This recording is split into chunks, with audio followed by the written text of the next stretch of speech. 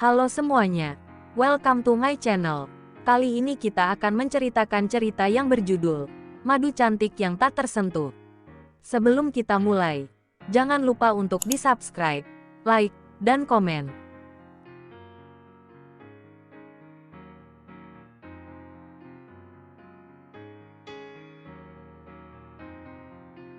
Episode 64, Membuat Malu. Rizwan tersenyum dan mengangguk. Iya, ini karya-karya aku. Belva menatap kagum dan tertegun. Pasalnya dalam rak display novel tersebut tidak hanya satu judul novel dengan nama Rizwan, melainkan ada sekitar 10 novel yang tulis oleh pria tampan itu. Serius ini semua tulisan kamu, Riz? Tanya Belva dengan ekspresi haru. Iya, kebetulan hari ini baru launching judul ke-10 dari novelku. Mau coba baca? Tawar Rizwan sembari memberikan sebuah novel berjudul Hijab untuk Sang Bidadari. Belva tersenyum dan mengangguk menerima novel tersebut. Wah, dari covernya aja udah menarik banget buat dibaca. Kayaknya seru nih. Belva membaca sinopsis singkat dari novel tersebut yang menceritakan tentang hijrahnya seorang wanita malam setelah mendapatkan hidayah melalui seorang pria mualaf. Mendadak hatinya berdesir. Sulit untuk diungkapkan mengapa ia merasakan sebuah ketenangan ketika berada di dekat pria itu. Dari sinopsisnya juga bagus. Nggak sabar pengen baca. Makasih ya, Riz. Belva begitu antusias menerima novel itu. Sama-sama. Oh ya, aku duluan ya, Bel. Mau ketemu sama editor dari penerbit. Rizwan berpamitan dengan Belva. Mereka tidak bersalaman melainkan hanya menangkupkan tangan. Rizwan terlihat sangat menghargai dan menjaga pandangan.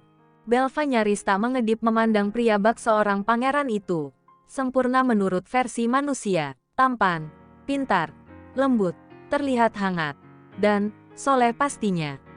Entah ia menyebutnya dengan apa, yang jelas hari itu ada sesuatu yang mulai tumbuh di hati Belva. Ravin tersenyum tipis ketika meninggalkan toko buku itu. Jantungnya berdebar-debar manakala melihat bidadari itu seperti nyata. Keindahan wanita di hadapannya tadi membuat gelora dalam dadanya kian berkobar. Mungkin saat ini pun sudah mulai terlukis sebuah nama perempuan dalam hatinya. Namun, ia harus tersadar akan posisinya masing-masing. Itu bukan sesuatu yang halal untuk ia nikmati. Apalagi, saat wanita itu masih sah menyandang status istri. Ya Rab, bantu aku untuk mengendalikan perasaan ini. Jangan sampai aku terlena oleh keadaan. Rizwan mengusap wajah dan membasuhnya ketika di toilet. Menatap pantulan dirinya dalam cermin dan berusaha tetap pada kewarasannya. Dia istri saudaraku. Sepertinya aku hanya sedang keliru menilai perasaanku.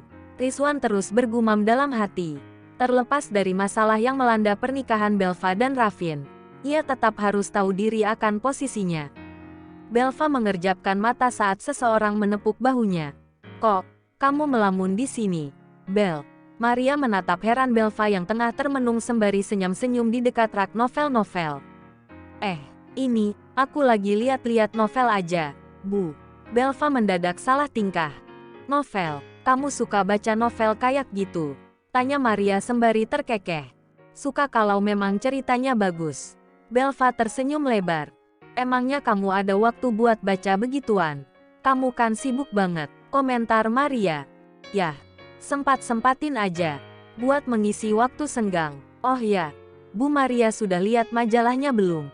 Belva langsung mengalihkan pembicaraan. Baru aja mau ke rak majalah. Oh ya, peminatnya juga semakin banyak loh. Di marketplace udah ada 1000 akun yang lagi pre-order. Maria terlihat sumringah. Belva dan Maria memang bekerja sama dalam pembuatan sebuah majalah desain gaun pengantin dari berbagai daerah dan negara. Belva sendiri sangat ahli dalam mendesain kebaya modern yang akan dipadu-padankan dengan tema tradisional. Kebetulan sangat diminati di kalangan tertentu, dari dalam negeri dan paling laris di luar negeri. Hari ini mereka akan bertemu klien untuk membicarakan model gaun dan kebaya untuk acara pernikahan dari seorang artis terkenal di tanah air. Mereka saat ini sedang berbincang dengan klien di sebuah resto dalam mall besar itu. Kebetulan beberapa toko dari resto itu adalah sebuah toko pakaian bayi. Setelah selesai meeting, tak lama ada seorang wanita berhijab berusia 30 tahunan bersama seorang babysitter berjalan menghampiri Belva dan Maria. Belva, Kenalkan ini keponakan saya namanya Aisyah. Dia yang beberapa waktu ini mengurus Syahla. Maria memperkenalkan mereka. Syahla sendiri pun sedang dalam gendongan babysitter. Jadi, saya kesini juga sudah membuat janji dengan Rafin dan Alana. Katanya mereka mau melihat anaknya. Kebetulan setelah pulang dari rumah sakit kami memang belum sempat bertemu lagi, sambung Maria. Belva hanya manggut-manggut. Beberapa waktu ini, ia pun sudah jarang bertemu dengan Rafin dan Alana mengingat ia sudah pisah rumah dan kesibukannya yang sangat padat di butik. Oh ya, Bu, saya kemarin sempat dengar berita yang lagi heboh di sosmed. Loh. Aisyah mengusap layar ponselnya, membuat Belva dan Maria penasaran. Berita apaan? Tanya Maria. Kemudian Aisyah menunjukkan sebuah berita mengenai Alana yang sedang menjadi buah bibir di berbagai kalangan. Karena dirinya yang ternyata hanyalah seorang istri simpanan dan melahirkan anak dari pria lain. Kemudian tentang perusahaan Rafin yang sedang dituntut pengembalian dana senilai ratusan miliar hingga triliunan. Perusahaan itu pun terancam bangkrut karena pemutusan kerjasama dengan kepala perusahaan inti yang dikendalikan oleh Mahesa Group. Belva tercengang mendengarnya. Ia belum tahu dengan jelas tentang berita tersebut. Pasca orang tua mengetahui bahwa ia dan Rafin hanya bersandiwara dalam pernikahan itu, Belva hanya sibuk dengan urusannya sendiri. Kalau benar begitu, lalu si Rafin mau kasih makan apa buat anaknya ini? Gumam Maria sembari menoleh pada bayi cantik yang sedang tertidur pulas. Dan, lagi pula apakah Mbak Alana sudah benar-benar sembuh? Kini Asia yang berkomentar. Belva tak bisa berkomentar apa-apa. Ia pun bingung dengan keadaan ini. Sampai suara gaduh dari arah toko pakaian bayi membuat perhatian semuanya tertuju ke toko itu. Loh, itu Rafin dan Alana. Ada apa sama mereka? Belva langsung berdiri dan berjalan menuju toko pakaian bayi diikuti pula oleh Maria dan Aisyah beserta babysitternya. Di sana sudah ramai terlihat seorang ibu parubaya bersama wanita yang kira-kira seumuran dengan Aisyah sedang bersitegang dengan Alana. Harusnya malulah. Udah jadi istri simpanan. Gayanya belagu banget. Ucap seorang wanita berambut pirang dengan nada suara lantang. Apa urusannya sama lo? Mau simpanan atau bukan hak lo menghakimi hidup gue. Alana tak mau kalah. Sok banget. Jadi simpanan aja bangga. Malulah. Apalagi melahirkan anak cowok lain. Jijik. Suaminya juga bego amat. Pak, mau aja sama barang bekas kayak gitu. Celetuk wanita parubaya. Heh. Nenek peyot. Udah tuwir tuh jaga mulutnya. Alana hendak mendorong wanita itu. Tetapi Rafin dengan cepat langsung menahannya. Alana, cukup. Kamu jangan kurang ajar sama orang tua. Sabar dong. Rafin sekuat tenaga menahan Alana yang terlanjur tersulut amarah. Ia sangat malu saat ini. Pertikaian itu menjadi tontonan gratis bagi orang-orang di sana. Ada yang tak segan-segan merekamnya juga.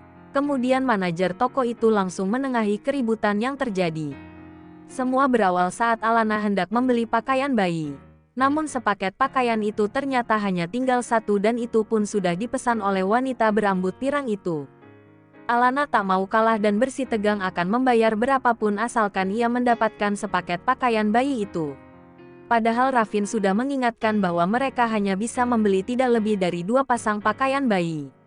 Mengingat keuangan mereka yang tidak stabil, hingga wanita berambut pirang baru menyadari bahwa Alana adalah seorang wanita yang tengah viral karena menjadi istri simpanan.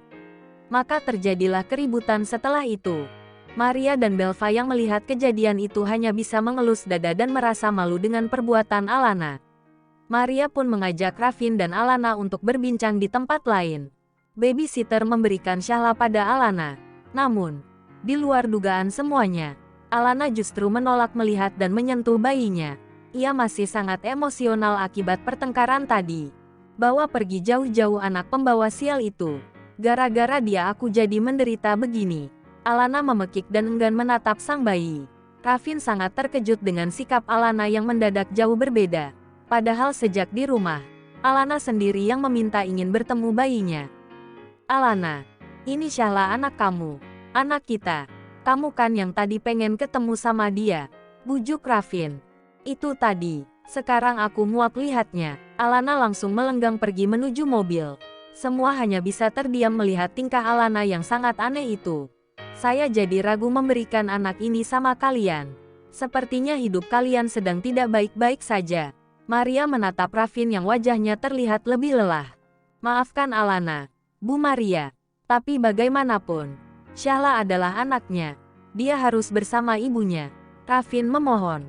Tidak bisa, keadaan ibunya saja tidak berangsur baik. Dia menolak melihat bayinya. Tidak menutup kemungkinan jika anak ini ada bersama dia, maka nyawanya bisa kapan saja melayang. Protes Maria dengan tatapan sengit.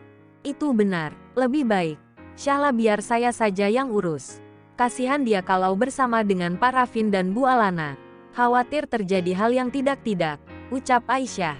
Ia merasa tidak keberatan jika harus mengurus bayi itu, mengingat ia pun pemilik salah satu yayasan panti asuhan. Sudah biasa menampung anak-anak yang terlantar.